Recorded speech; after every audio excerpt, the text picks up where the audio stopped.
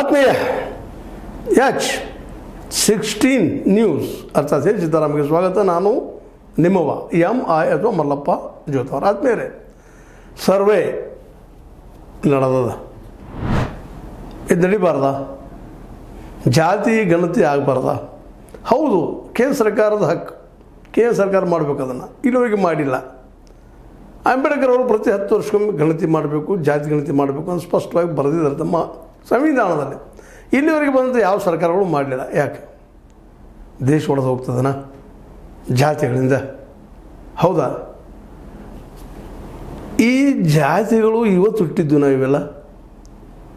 ಹೌದು ಬಿಡಪ್ಪ, ಇವ್ರು ಯಾರು ಹುಟ್ಟಿಸಿದ್ರೆ ಅವತರನ್ನ? ಒಂದು ವೇಳೆ ಹಿಂದಿನಿಂದ ಬರದೇ ಹೋಗಿದ್ರೆ, ಅಂಬೇಡ್ಕರ್ ಅವರು ಹಿಂದೂ ಧರ್ಮ ಬಿಟ್ಟು ಹೋಗ್ತಾ ಇದ್ರ, ಮೊದಲಿಂದ ಒಂದೇ ಇದ್ದಿದ್ರೆ, ಜಾತಿ ಪದ್ಧತಿ ಇರದೇ ಹೋಗಿದ್ರೆ, ಜಾತಿಯ ಅನ್ಯಾಯ ಆಗದೆ ಹೋಗಿದ್ರೆ, ಅಂಬೇಡ್ಕರ್ ಅವರು ಬೌದ್ಧ ಧರ್ಮ ಸ್ವೀಕಾರ ಮಾಡ್ತಿದ್ರ? ಇವಕ್ಕೆಲ್ಲ ಇವತ್ತು ಉತ್ತರ ಹೇಳಬೇಕಾಯ್ತು BJPಗರು ಜೊತೆಗೆ ಅವರ ಸಂಗಾತಿಗಳು. ಸ್ವತಂತ್ರವಾದ ಮೀಡಿಯಾಗೆ ಬೇಕಾಗಿರುವುದು ಸ್ವತಂತ್ರ ಧ್ವನಿ. ಆ ಸ್ವತಂತ್ರ ಧ್ವನಿ ಉಳಿಸಲು ನೀವು ಮಾಡಬೇಕಾದದ್ದು ಇಷ್ಟೇ. ಅದೇನಪ್ಪಾ ಅಂತಂತಂದ್ರೆ, ನಿಮ್ಮ ಕೈಲಾದಷ್ಟು ಸಹಾಯ ಈ ಚಾನಲ್ಗೆ ಮಾಡಿ ಹಾಗೂ ನಿಮ್ಮ ಧ್ವನಿಯನ್ನು ಕಾಪಾಡಿಕೊಳ್ಳಿ. ಯಾಕಂದ್ರೆ ಮೂಲತಃ ಮೆರಿಟ್ ಅಂತ ಹೋಗೋದು ಬಂದವರು ಜನಸಂಘದವರು, ಸಂಘ ಪರಿವಾರದವರು, RSSದವರು. ಈಗೇನೋ ಕಾಲಾಂತರದಲ್ಲಿ ಅಧಿಕಾರ ಏನು ಸಿಗಲಿಕ್ಕಿಲ್ಲ ಅಂತೇಳಿ ಇವತ್ತು ಚೇಂಜ್ ಆಗ್ತಾಯಿದ್ರಿ. ಸಂತೋಷ. ಹಾಗಂತೇಳಿ ನೀವು ರಿಜೆಕ್ಟ್ ಮಾಡಿರಿ ಅದನ್ನು.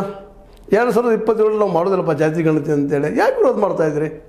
ಅಂದರೆ ಈ ಕ್ರೆಡಿಟ್ ಮೋದಿಯವ್ರು ಸಿಗಲಿ ಅಂತ, ಅಥವಾ ಇದು ವೈಜ್ಞಾನಿಕವಾಗಿ ಇವತ್ತು ನಡೀತಾ ಇದೆ ಜಾತಿ ಗಣತಿ, ಅಥವಾ ಶಿಕ್ಷಣದ ಬಗ್ಗೆ, ಸಾಮಾಜಿಕ ಪರಿಸ್ಥಿತಿ ಬಗ್ಗೆ, ಆರ್ಥಿಕ ಪರಿಸ್ಥಿತಿ ಬಗ್ಗೆ ಈ ಗಣತಿ ಮಾಡೋದು ತಪ್ಪ? ಮತ್ತು ಈ ದೇಶದ ಸಂಪತ್ತು ಎಲ್ಲರ ನಡುವೆ ಡಿವೈಡ್ ಆಗಿದೆ ಕರೆಕ್ಟಾಗಿ. ಯಾಕೆ ಹೆಚ್ಚಿದ್ದವ್ರದ್ದು ಯಾಕೆ ಗೊತ್ತಾಗಬಾರ್ದು? ಇವತ್ತು ಪ್ರಚಾರ ಮಾಡ್ತಾ ಇರ್ತಾರೆ ನಮ್ಮ ಜೋಶಿ ಅವರು ಮತ್ತು ಇನ್ನುಳಿದವರು. ಇಲ್ಲ, ನೀವು ಸಿಕ್ಕರೆ ಹೇಳಬೇಡ್ರಿ, ದುಡ್ಡಿದ್ದು ಹೇಳಬೇಡ್ರಿ. ಯಾರದ ದುಡ್ಡಿದ್ದವ್ರಿಲ್ಲ, ಕೇವಲ 10% ಜನರು ಮಾತ್ರ. ಅದರಲ್ಲೂ 1% ಕಾರ್ಪೊರೇಟ್ಗಳು. ಅವ್ರು ಹೇಳೋದಿಲ್ಲ ಅದನ್ನು, ಯಾಕೆ ಆ ರೀತಿ ಗಳಿಸ್ತಾ ಇರ್ತಾರೆ ಅವರು. ಉಳಿದವ್ರು ನಮ್ಮ ನಿಮ್ಮಂಥವ್ರ ಗತಿ ಏನಾದ್ರಿಲ್ಲ, ತಿಂಗಳಿಗೆ 10,000 ಗಳಿಸ್ಲಿಕ್ಕೆ ಸಾಧ್ಯ ಇಲ್ಲ. ಯಾಕೆ ಹೇಳಬಾರ್ದು? ನಮ್ಮ ಅಕೌಂಟ್ ನಂಬರ ಏನೋ ಭಾಳಷ್ಟು ದುಡ್ಡು ಗಳಿಸ್ತಾ ಇದ್ದೀವ. ಇವೆಲ್ಲ ಪ್ರಚಾರ ಯಾಕೆ ಮಾಡ್ತಾ ಇದ್ದಾರೆ ಅಂತ. ಲಾಸ್ ಆಗ್ತದೆ, ಏನೋ ದೇಶ ಹೊಡಿತದೆ. ಹೆಂಗೆ ಹೊಡಿತದ್ರಿ? ಯಾವಾಗ ಕೂಡಿದ ಜಾತಿ ಇಲ್ದ ನಮ್ಮ ದೇಶ? ಹಿಂದೂ ಅನ್ನುವಂಥದ್ದು ಒಂದು ಜೀವನ ಪದ್ಧತಿ. ಈಗಾಗಲೇ ಸಾಕಷ್ಟು ಜನ ಡಿಫೈನ್ ಮಾಡಿದ್ದಾರೆ ಅದನ್ನು. ಜಾತಿ ಒಂದೇ ಇದ್ದಾನೆ ಈ ದೇಶದಲ್ಲ. ಜಾತಿಯಿಂದ ಧರ್ಮ ಹುಟ್ಟಿತೋ, ಧರ್ಮ ಜಾತಿ ಹುಟ್ಟಿತೋ ಬಿಟ್ಟುಬಿಡೋಣ ಅದನ್ನು. ಹಿಂದೂ ಧರ್ಮ ಜಾತಿಯಿಂದ ಹುಟ್ಟಿತಾ, ಧರ್ಮ ಅಥವಾ ಧರ್ಮ ತಾನಾಗಿ ಸ್ವತಃ ಹುಡ್ಕೊಂಡ್ಬಿಡ್ತಾ, ಅಥವಾ ಜೀವನ ಪದ್ಧತಿನ ಡಿಸೈಡ್ ಮಾಡೋಣ ಅದನ್ನು. ಬಟ್ ಇವತ್ತು ನಾವು ಕೇಳ್ತಾ ಇರೋದು ಇಷ್ಟ, ಜಾತಿ ಇವತ್ತು ಹುಟ್ಟಿದ್ದ, ನಾವು ಸೃಷ್ಟಿ ಮಾಡಿದ್ದ, ಅದು ನಮ್ಮ ಹಿಂದಿನವರು ಸೃಷ್ಟಿ ಮಾಡಿದ್ದ. ಯಾವ ಕಾಲ ಗೊತ್ತಿಲ್ಲ, ಎಂದು ಹುಟ್ಟಿತೋ ಗೊತ್ತಿಲ್ಲ. ಭಾರತದಲ್ಲಿ ಸಂಸ್ಕೃತಿ ಅಂತ ನಾವು ಅಂತೀವಿ, ತಿಳುವಳಿಕೆ ಅಂತ ನಾವೇನು ಅಂತೀವಿ.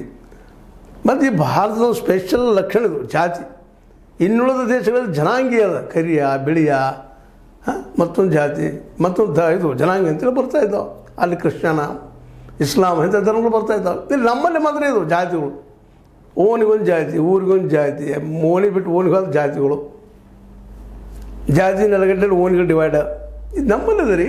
ಇವತ್ತಲ್ಲಿ ಈ ಸಿದ್ದರಾಮಯ್ಯನವರು ಈ ಜಾತಿ ಗಣತಿ ಅಥವಾ ಸರ್ವೆ ಅಥವಾ ಶೈಕ್ಷಣಿಕ ಏನದಪ್ಪ ಈ OBC ಅವ್ರದ್ದು, ಜೊತೆಗೆ SC ST ಇನ್ನೊಮ್ಮೆ ಆಗಲಿ ಅಂತ ಮಾಡ್ತಾಯಿದ್ದಾರೆ. ಇದನ್ನು ಮಾಡೋದು ತಪ್ಪ? ಅಟ್ಲೀಸ್ಟ್ ಅವ್ರು ಎಷ್ಟೆಷ್ಟಿದ್ದಾರೆ ಆ ಪ್ರಮಾಣದಲ್ಲಿ ಅವ್ರು ರಿಸರ್ವೇಷನ್ ಕೊಡೋದು ತಪ್ಪ? ರಿಸರ್ವೇಷನ್ ಹಂಗಾದ್ರೆ ವಿರೋಧ ಮಾಡ್ತೀರಾ ನೀವು? ಇದಕ್ಕೆಲ್ಲ ಇವತ್ತು ಮೋದಿಯವರು ಜೊತೆಗೆ ಮೋದಿ ಫಾಲೋವರ್ಸ್ ಅವರು, ನಮ್ಮ ಕರ್ನಾಟಕದ BJP ನಾಯಕರು ಹೇಳಬೇಕಾಗಿ ಉತ್ತರ. ಲಾಸ್ ಆಗ್ತದೆ ರೀ, ದುಡ್ಡು ಹೋಗ್ತದೆ ರೀ, 400 ಕೋಟಿ, 100 ಕೋಟಿ, 200 ಅಲ್ರಿ. ಒಬ್ಬೊಬ್ಬ 1,000 ಕೋಟಿ ರೂಪಾಯಿಗಳು ಕಾರ್ಪೊರೇಟ್ಗಳು ಹೊಡ್ಕೊಂಡು ಹೋಗ್ತಾನೆ, ಲಕ್ಷ ಕೋಟಿಗಳು ಆಸ್ತಿ ಮಾಡ್ಕೊಳ್ತಾನೆ. ಅದ್ರ ಬಗ್ಗೆ ಏನು ಮಾತಾಡೋದೇ ಇಲ್ಲ ನೀವು. ರೈತರದ್ದು ಇರೋದು ಕೇವಲ 2 ಲಕ್ಷ ಕೋಟಿ ರೂಪಾಯಿ ಸಾಲ ಅದ ಇಡೀ ದೇಶ ತುಂಬ. ಆದರೆ 16-17 ಲಕ್ಷ ಕೋಟಿ ರೂಪಾಯಿ ರಿಟರ್ನ್ ಅಪ್ ಮಾಡಿದ್ವಿ ನಾವು ಕಾರ್ಪೊರೇಟ್ಗಳದ್ದು. ಯಾರು ಮಾಡಂದ್ರು? ಯಾರ್ದದ? ಇವತ್ತೆಲ್ಲ ನಾವು ಪ್ರಶ್ನೆ ಮಾಡಬೇಕಾಗಿದ್ರಿ. ಜಾತಿ ಗಣತಿ ಮಾಡಿದರೆ ದೇಶ ಹೊಡಿತೈತಿ. ಹೆಂಗೆ ಹೊಡಿತಿದ್ರಿ? ಅಂದ್ರೆ ನಿಮ್ಮ ಹಿತಾಸಕ್ತಿಗೆ ಪೆಟ್ಟು ಬೀಳ್ತದ. ನೀವು ಜನಸಂಖ್ಯೆ ಕಡಿಮೆ ಇದ್ದೀರಿ, ನೀವು ಹೆಚ್ಚು ಲಾಭ ಊಟ ಮಾಡ್ತೀರ, ಜನಸಾಮಾನ್ಯರಿಗೆ ಗೊತ್ತಾಗದಂತೇಳಿ ಇದನ್ನು ವಿರೋಧ ಮಾಡ್ತಾಯಿದ್ರಿ ಅಂಥೇಳಿ ನಮ್ಮ CS ದ್ವಾರಕಾನಾಥ್ ಅವರು ವಾದ ಮಾಡ್ತಾಯಿದ್ದಾರೆ. ಗೊತ್ತಂದ್ರೆ ನಿಮಗೆ CS ದ್ವಾರಕಾನಾಥ್ ಯಾರು ಅಂತೇಳಿ? ಅವರು ಈ ನಾಡು ಕಂಡಂಥ ಒಬ್ಬ ಪ್ರತಿಭಾವಂತ ನೋವಿನಿಂದ ಬೆಳೆದ, ಅದರಲ್ಲೂ ಒ ಬಿ ಸಿ ಮೂಲಕ ಬೆಳೆದು ಬಂದಂಥ ಹಿಂದಿನ ಒ ಬಿ ಸಿ ಅಧ್ಯಕ್ಷರು ಆಯೋಗದ ಅವ್ರು ಇವತ್ತು ವಾದ ಮಾಡ್ತಾಯಿದ್ದಾರೆ. ಅವ್ರು ಹೇಳೋದ್ರಲ್ಲಿ ಸತ್ಯದಲ್ರಿ, ಸುಮ್ಮನೆ ಅಪಪ್ರಚಾರ ಯಾಕೆ ಮಾಡ್ತಾಯಿದ್ರಿ? ಅದರಲ್ಲೂ ಈ ಸರ್ವೆಗೆ ಬಂದವ್ರಿಗೆ ಒಂದು ಆಪ್ಷನ್ ಇಟ್ಟದ ಹೈಕೋರ್ಟ್, ಇಲ್ಲ ಅವ್ರಿಗೆ ಮನುಷ್ಯ ಬಂದರೆ ಹೇಳಿಲ್ಲ ಅಂದರೆ ಇಲ್ಲ ಒತ್ತಾಯ ಮಾಡಬೇಡ ಅಂತ ಕೇಳಿದ್ದಾರೆ, ಅಡ್ಡಿಲ್ಲ. ಆದ್ರೆ ಅದು ಹೇಳೋದ್ರಿಂದ ಲಾಸ್ ಏನೈತಿ ಇವತ್ತು ನಾವು ಕೇಳುವಂಥದ್ದು. ಹೈಕೋರ್ಟ್ ಏನೋ ಪಾಪ ಅವರು ವೈಯಕ್ತಿಕ ಆಗಬಾರ್ದಪ್ಪ, ಡಿಸ್ಕ್ಲೋಸ್ ಆಗಬಾರ್ದು ಅಂತ ಹೇಳ್ತಾ ಇದ್ದಾರೆ, ಅಡ್ಡಿಲ್ಲ ಮಾಡಲಿ. ಡಿಸ್ಕ್ಲೋಸ್ ಯಾರು ಮಾಡ್ತಾ ಇದ್ದಾರೆ ಅದನ್ನು? ಹೀಗೆ ಮಾಡಿ ಹಿಂದೆ ಕಾಂತರಾಜ ವರದಿಯನ್ನು 3 ಗುಂಪು ಮಾಡಿದ್ರಿ, ಇಲ್ಲಿಯವ್ರು ಯಾವ ಮಾಡ್ತಾನೂ ಇಲ್ಲ, ಮತ್ತೊಬ್ಬರ ಮೇಲೆ ನಂಬಿಕೆ ಇಲ್ಲ. ನೀವು ಮಾಡಿದ್ದು ನೀವು ಏನು ಮಾಡ್ತೀರಿ, ನೀವು ಗ್ಯಾರಂಟಿ ಇಲ್ಲ. ಒಂದು ವೇಳೆ ನೀವು ಮಾಡಿದ್ರು ಸಹಿತ ಜಾತಿಗಳಿಂದ ಎಷ್ಟೇ ಮಾಡ್ಬೋದೇನೋ 2027ರಲ್ಲಿ ಎಷ್ಟು ಜನ ಇದ್ದಾರೆ ಏನಂತೇಳಿ. ಆದರೆ ಅವರ ಆರ್ಥಿಕ ಪರಿಸ್ಥಿತಿ ಏನು, ಸಾಮಾಜಿಕ ಪರಿಸ್ಥಿತಿ ಏನು, ಯಾವ ಸ್ಥಿತಿಯೊಳಗಿದ್ದಾರೆ, ಶೈಕ್ಷಣಿಕ ಪರಿಸ್ಥಿತಿ ಏನು, ಇವುಗಳ ಬಗ್ಗೆ ಎಲ್ಲಿದೆ ಸರ್ವೆ? ನಿಖರವಾದ ಸರ್ವೆ ಬೇಕಲ್ರಿ. ಅದರಲ್ಲೂ ಈಗ ಏನೇನೋ ಮಾಡಿಸ್ತಾ ಇರ್ತೀರಿ. ಈ ದೇಶದ ಹೊರಗಿಂದ ಬಂದವರು ಅಂದ್ರೆ ಕೆಲವೊಬ್ಬರು ಮಂದಿ ಅಂದರೆ ಮುಸ್ಲಿಮ್ರು ಟಾರ್ಗೆಟ್ ಮಾಡಿ ಇದು ಮಾಡ್ತಾಯಿದ್ರು, ಮಾಡಲಿ ಅಡ್ಡಿಲ್ಲ, ಹೋಗಲ್ಲ ಅವ್ರ ದೇಶಕ್ಕೆ ಅವ್ರು ಬೇಡ ಅಂತ ಯಾರೂ ಹೇಳೋದಿಲ್ಲ. ಆದರೆ ಜಾತಿ ಗಣತಿ ಅಥವಾ ಇವತ್ತೇನು ಮಾಡ್ತಾ ಇದ್ದಾರೆ ಸರ್ವೆ, ಇದು ತಪ್ಪು. ಹೆಂಗೆ ಇದರಿಂದ ಲಾಸ್ ಏನೈತಿ ಅಂತ ದೇಶ ಹೊಡಿತೈತಿ. ಬಟಂಗೆ ಎಲ್ಲಿ ಮೊದಲು ಬಟಂಗೆನೇ ಅದೇ ಇಲ್ಲ. ಯಾವಾಗ ಬ್ರಾಹ್ಮಣ ಒಬ್ಬ ಇನ್ನೊಬ್ಬ ಅಸ್ಪೃಶ್ಯ ಜೊತೆಯಾಗಿ ಊಟ ಮಾಡಿದ್ದದ ಎಲ್ಲಿದ್ದಾರೆ ಅಂತ ಉದಾಹರಣೆಗಳು, ಎಷ್ಟದ ಉದಾಹರಣೆಗಳು, ಎಲ್ಲೋ ಒಂದು ಎಕ್ಸೆಪ್ಷನ್ಸ್. ಇವತ್ತಿಗೂ ಜಾತಿ ಅದು ನಮ್ಮಲ್ಲೇ. ಹುಟ್ಟಿನ ಜೋಡಿ ಬರೋ ಜಾತಿ ನಮ್ಮನ್ನು ಹುಗಿಯೋದು ಅಥವಾ ಸುಡುತ್ತನ ಇದ್ದೇ ಇರ್ತದೆ. ಅಂದಾಗ ಈ ಜಾತಿಗಳ ಬಗ್ಗೆ ಮೆನ್ಷನ್ ಮಾಡಿ ಜಾತಿಗಳ ಬಗ್ಗೆ ಹೇಳಿದ್ರೆ ಏನು ತಪ್ಪದ್ರಿ? ಯಾರ್ಯಾರು ಯಾವ ಜಾತಿ ನಂಬ್ಕೊಂಡಿದ್ದಾರೆ ಅವ್ರು ಹೇಳಿಲ್ರಿ, ಅವ್ರು ಹೇಳಿ ದಾಖಲೆ ಮಾಡ್ಕೊಳ್ಳಿ. ಆ ಜಾತಿ ಏನು ಸಾಧ್ಯ ಸರ್ಕಾರ ಮೀಸಲಾತಿ ಮೂಲಕ ಕೊಡಲಿ, ಅವ್ರಿಗೆ ಅವರು ಹಕ್ಕು ಪಡೀಲಿ. ಯಾವ ತಪ್ಪದ ಇದ್ರೊಳಗೆ? ಅನಗತ್ಯ ಅಪಪ್ರಚಾರ ಮಾಡ್ತಾ ನಿಮ್ಮದು ವೈಯಕ್ತಿಕ ಇದು ಮಾಡ್ತಾರೆ, ನಿಮ್ಮದು ಗೊತ್ತಾಗ್ತದೆ, ನಿಮ್ಮ ಪ್ರೈವೇಟ್ ಲೈಫದು ಗೊತ್ತಾಗೋದಿಲ್ಲ ರೀ. ಹೆಂತಿ ಅಂತ ಹೇಳ್ಬೇಕಾಗ್ಯದ, ಮತ್ತೇನೋ ಹೇಳ್ಬೇಕು, ಮತ್ತೇನು ಹೇಳೋದದ? ಅಥವಾ ಯಾವುದೋ ಹೆಣ್ಮಗಳು ಇದ್ಲಪ್ಪ ಅಂತಂದ್ರೆ ಆಕೆ ನಾನು ಇಂಥವ್ದಾರಪ್ಪ ಗಂಡ ಅಂತ ಹೇಳ್ಕೊಳ್ತಾರೆ, ಮತ್ತೇನು ಹೇಳ್ಕೊಳ್ತಾರೆ. ಏನು ಪ್ರೈವೇಸಿ ಅಂದ್ರೆ ಏನದು? ಗಂಟೊಂದು ಪ್ರೈವೇಸಿ, ಮನಗನ್ನ ಗಳಿಸಿದ್ದು, ಭಯಂಕರ ಗಳಿಸಿದ್ದು, ಅದೊಂದು ಪ್ರೈವೇಟ್.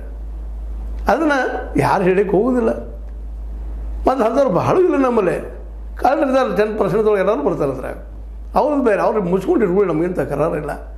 ಪಾಪ ಬಡವ್ರು ಹೇಳಿಲ್ಲ ರೀ, ಪಾಪ ಕಡೆಗೆ BPL ಕಾರ್ಡಲ್ಲಿ ಸಿಗ್ತದೆ. ಒಂದು 5 ಕಿಲೋ 5 ಕಿಲೋ ಏನೋ ಧಾನ್ಯಗಳು ಸಿಗ್ತಾವ, ಒಂದಿಷ್ಟೇನೋ ಸ್ವಸ್ಥದಾಗ ಆಪ್ರೇಷನ್ನು ಮತ್ತೇನೋ ಆಗ್ತಾವ, ದವಾಖಾನೆಗೂ ಔಷಧ ಸಿಗ್ತದೆ. ಅದು ಎಂದೂ ಏನೋ ಭಾಳ ಫೈಟ್ ಮಾಡ್ಬೇಕದು. ಸರ್ಕಾರ ಕೊಡೋದು ಎಷ್ಟು BPL ಮೇಲೆ? ಉದಾಹರಣೆಗೆ ಸ್ಟಂಟ್ ಹಾಕ್ಸೋಂತಾರೆ ಹೃದಯಕ್ಕೆ, 2 ಲಕ್ಷ ರೂಪಾಯಿ ಕೊಡ್ತದೆ. ಅದರ ಪ್ರತಿಯೊಂದು ಪ್ರೈವೇಟ್ ಆಸ್ಪತ್ರೆ ಇವತ್ತು KL ಇರ್ಬೋದು ಅಥವಾ ಇನ್ನೊಂದು ಅರಿಹಂತ ಅಂತ ಇರ್ಬೋದು, ಯಾವುದೇ ಇರಲಿ ಪ್ರೈವೇಟ್ದವರು, ಆ 2 ಲಕ್ಷ ಮೇಲೆ ಅಷ್ಟು ಮೇಲೆ ಮಾಡಿದ್ರೆ ಒಂದು ಇದಕ್ಕೆ ಸ್ಟಂಟಿಗೆ ಅದ್ರ ಜೊತೆ ಮತ್ತು 50, 60, 70 ಸಾವಿರ ಎಕ್ಸ್ಟ್ರಾ ತೊಗೊಳ್ತಾರೆ. ಇಂಥ ಪ್ರಸಂಗ ಇರೋ ಮುಂದೆ ಆಯುಷ್ಮಾನ್ ಭಾರತ್ ಅಂತ ಎಲ್ಲ ಶ್ರೀಮಂತ ಉಂಡಲ್ಲ, ಅದನ್ನೆಲ್ಲ ಎಷ್ಟು ತೆಗೆದ್ರು ಸಿಗ್ತದೆ ಅಲ್ಲ. ಇಂಥ ಪ್ರಸಂಗದಲ್ಲೇ ಇವತ್ತು ಸಿದ್ದರಾಮಯ್ಯರು ಗಟ್ಟಿ ಮನಸ್ಸು ಮಾಡಿ ಇದನ್ನು ಮಾಡ್ತಾಯಿದ್ದಾರೆ. ವಿರೋಧ ಎಷ್ಟು ಮಾಡ್ತಾ ಇದ್ದೀರ ಅದನ್ನು? ಇನ್ನು ತಪ್ಪಿಸ್ಬೇಕು, ಮುಂದೆ ಹಾಕಿಸ್ಬೇಕು ಅಂತೇಳಿ. ಅದು ಒಂದು ತಿಳ್ಕೊಳ್ರಿ, ಈ ಜನ ಬಹುಸಂಖ್ಯಾತರಿದ್ದಾರೆಲ್ಲ ಇವರು, SC ST OBC ಮೈನಾರಿಟಿ. ಇಂದಿನ ನಾಳೆ ಎರಡವ್ರನ್ನರೇ ಅವ್ರಿಗೆ ಗೊತ್ತಾಗ್ಲಿಕ್ಕಿದ್ದೀವಿ, ಹೌದಪ್ಪ ನಾವು ಹೆಚ್ಚಿದ್ದೀವಿ ಅಂತೇಳಿ, ಬಹುಸಂಖ್ಯಾತರಿದ್ದೀವಿ, ನಾವು ಒಂದಾಗೋಣ ಅಂತೇಳಿ. ಜೊತೆಗೆ ರೈತರನ್ನು ಕೂಡಿದ್ರೆ ನಿಮ್ಮ ಅಧಿಕಾರ ತಂತಲ್ಲಿ ಹೋಗಿಬಿಡ್ತದೆ ರೀ, ಇದ್ರ ಪ್ರಶ್ನೆನೇ ಇಲ್ಲ. ನೀವು ಒಪ್ಕೋಬೇಕು ಇದನ್ನು. ಈ ಸರ್ವೆ ಆಗಲಿ, ಸತ್ಯ ಗೊತ್ತಾಗಲಿ, ಅವ್ರ ಪರಿಸ್ಥಿತಿ ತಕ್ಕಂಗೆ ಅವ್ರಿಗೆ ಸರ್ಕಾರಗಳು ಅನುಕೂಲಗಳು ಮಾಡಲಿ ಅನ್ನೋದು ದೊಡ್ಡ ಮನಸ್ಸನ್ನು ಎಲ್ಲರೂ ತೋರಿಸ್ಬೇಕಾಗಿದೆ. ಈ ಹಿನ್ನೆಲೆಯಲ್ಲೇ ಸಾಕಷ್ಟು ಚರ್ಚೆಗಳು ನಡೀತಾ ಇದ್ದಾವೆ. CS ದ್ವಾರಕನಾಥ್ ಅವರು ಆಗಿರ್ಬೋದು, ನಮ್ಮ ಸಿದ್ದರಾಮಯ್ಯನವ್ರು ಆಗಿರ್ಬೋದು, ಅವ್ರ ಜೊತೆಗಾರರಾಗಿರ್ಬೋದು, OBC ಜನ ಆಗಿರ್ಬೋದು. ಪಾಪ ಅವ್ರು 2 ದಿವಸ ನೀವು ಕತ್ತಲ್ಲಿ ಇಡೋರದಿರಿ. ಆ ದಿಶೆಯಲ್ಲೇ ಈಗ ಇದೇ ಸರ್ವೆ ಆಗ್ತಾಯಿದೆ, ಭಾಳ ಉತ್ತಮವಾದ ಸರ್ವೆ ಅದ ಇದು. ನಿಮ್ಮ ಶಿಕ್ಷಣ ಎಷ್ಟಾಗಿದೆ, ಮನೆಯೊಳಗೆ ಎಷ್ಟು ಕಲ್ತಿದ್ದೀರಿ, ಎಷ್ಟು ಮಂದಿ ಅನ್ಎಂಪ್ಲಾಯ್ಡ್ ಇದ್ದೀರಿ, ಎಷ್ಟು ಮಂದಿ ಎಂಪ್ಲಾಯ್ಡ್ ಇದ್ದೀರಿ, ಎಷ್ಟು ಗಳಿಸ್ತೀರಿ, ಏನು ತಪ್ಪದು ಹೇಳೋದ್ರಾಗ. ಇಲ್ಲಿ ಯಾರೂ ಅಬ್ಜಾದೇಶರು ಕೂಡ ಹೆಸರಿಲ್ಲ, ಅವ್ರು ಯಾರೋ ಕೆಲವು ಜನ 10% ಮತ್ತು 2-3% ಬರ್ತಾರೆ. 10%ದಾಗ 1 ಲಕ್ಷಾಧೀಶರು 10 ಲಕ್ಷ 20 ಲಕ್ಷ ಇರ್ತಾರೆ. 1% ಅಷ್ಟೇ ಕೋಟಿಗಳ ಲಕ್ಷ ಕೋಟ್ಯಾಧೀಶರು ಅಲ್ರಿ, 1000 ಕೋಟ್ಯಾಧೀಶರು ಬರ್ತಾರೆ. ಅವ್ರು ನೀವು ಏನು ಕೇಳಿದ್ರು ಹೇಳೋದು ಇಲ್ಲ, ಮನೆಯೊಳಗೆ ಕರ್ಕೊಳ್ಳೋದು ಇಲ್ಲ. ಸತ್ಯನ ಇದೆಲ್ಲ. ಈ ದಿಶೆಯಲ್ಲೇ ಈಗ ನಡೀತಿರುವಂಥ ಈ ಸರ್ವೆ ನಿಜವಾಗಿಯೂ ಕರ್ನಾಟಕದಲ್ಲಿ ಪರಿಸ್ಥಿತಿ ಏನಿದೆ, ಆರ್ಥಿಕ ಪರಿಸ್ಥಿತಿ, ಸಾಮಾಜಿಕ ಪರಿಸ್ಥಿತಿ, ರಾಜಕೀಯ ಪರಿಸ್ಥಿತಿ ಜೊತೆಗೆ ಅವರ ಜಾತಿ ಪರಿಸ್ಥಿತಿ ಯಾವ ಜಾತಿ ಅವರು ಅನ್ನೋಂಥದ್ದು ಅದು ನಾವು ಹೇಳೋ ಅವಶ್ಯ ಇಲ್ಲ. ಈಗ ಅಲ್ಲಿ ಇದ್ದಿದ್ದು ಅದು ಕೆಲವೊಬ್ರು ಹೇಳ್ಕೊಳ್ತಾರೆ, ಕೆಲವೊಬ್ರು ಹೇಳ್ಕೊಳ್ಳೋದಿಲ್ಲ. ಆದರೂ ಲಾಭ ತೊಗೊಳೋರು ಯಾರು ಎಸ್ ಸಿ ಅವ್ರು ಬಿಡೋದು, ಎಸ್ ಸಿ ಅಂತ ತಿಳ್ಕೊಳ್ಳಿಕ್ಕೆ ಹೋಗೋದಿಲ್ಲ. ಬಟ್ ಲಾಭ ತೊಗೊಂಡು ಸಾಕಷ್ಟು ಅದನ್ನು ಎಸ್ ಸಿ ಅಂತ ಹೇಳಾರದ ಇದು ಸಹ ಸಾಕಷ್ಟು ಕಂಡು ಬಂದಂಥವು. ಏನೋ ಇರಲಿ, ಸರ್ವೆ ಇದ್ದಿದ್ದು ಯೋಗ್ಯದ. ಎಲ್ಲರೂ ತಮ್ಮ ಸ್ವಂತದ್ದು ಏನು ಗೊತ್ತದ ಸಾಧ್ಯಷ್ಟು ಹೇಳ್ರಿ ಪ್ರಾಮಾಣಿಕವಾಗಿ. ದುಡ್ಡು ಭಾಳ ಗಳಿಸಿದ್ರೆ ಮುಚ್ಚಿಡ್ರಿ, ಅಬ್ಜಾದೇಶರು ಕೋಟ್ಯಾಧೀಶಿದ್ರೆ ಮುಚ್ಚಿಡ್ರಿ, ಅದನ್ನು ಅಟ 10,000 20,000 ಅಂತ ಹೇಳ್ರಿ. ಅದು ನೀವು ಮಾಡೇ ಮಾಡ್ತೀರ, ಆ ಪ್ರಶ್ನೆ ಇಲ್ಲ. ಒಟ್ಟಿನಲ್ಲಿ ಏನೋ ಆಗಲಿ, ಈ ಸರ್ವೆ ಈ ರಾಜ್ಯದ ವಸ್ತುಸ್ಥಿತಿಯನ್ನು ನಮ್ಗೆ ತೋರಿಸ್ತದೆ. ತಪ್ಪಿಲ್ಲದು, ಎಲ್ಲರೂ ನಾವು ಇದರಲ್ಲಿ ಭಾಗಿಯಾಗೋಣ ಅಂತ ಈ ಸಂದರ್ಭದಲ್ಲಿ ಹೇಳ್ತಾ, ಇದು ನಿಮ್ಮ ಲೈಕ್ ಆಗಿರ್ಬೋದು. ಲೈಕ್ ಮಾಡಿ, ಶೇರ್ ಮಾಡಿ, ಕಮೆಂಟ್ ಮಾಡಿ, ಜೊತೆಗೆ ಸಬ್ಸ್ಕ್ರೈಬ್ ಆಗೋದನ್ನು ತಪ್ಪಿಸಬೇಡ್ರಿ. H16 ನ್ಯೂಸ್ ಸತೀಶ್ ತರದ್ದು ಸತ್ಯದ ಕೈಗೆ ನೋಡಿ ವಂದನೆಗಳು.